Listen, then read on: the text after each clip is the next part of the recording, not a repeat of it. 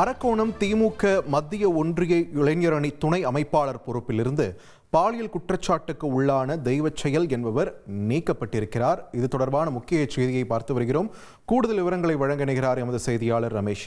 ரமேஷ், வணக்கம். இந்த விவகாரத்துடைய முழு பின்னணி என்ன? தற்பொழுது திமுக தரப்பிலிருந்து எடுத்திருக்கக்கூடிய நடவடிக்கையின் முழு சாராம்சம் என்ன?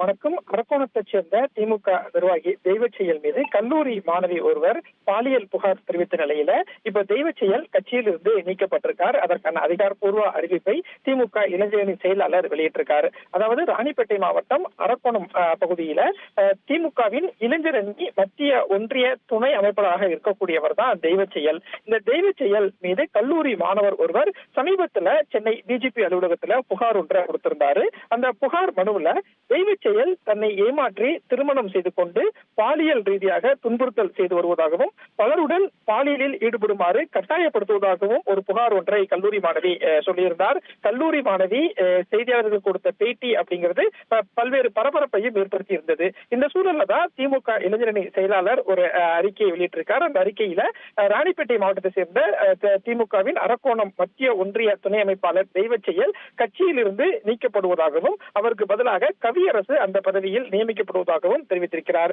இப்படியாக பாலியல் குற்றச்சாட்டுக்கு உள்ளான திமுக நிர்வாகி தெய்வச்செயல் திமுகவில் இருந்து நீக்கம் செய்யப்பட்டிருக்கிறார். நன்றி ரமேஷ், உங்களுடைய விரிவான தகவல்களுக்கு.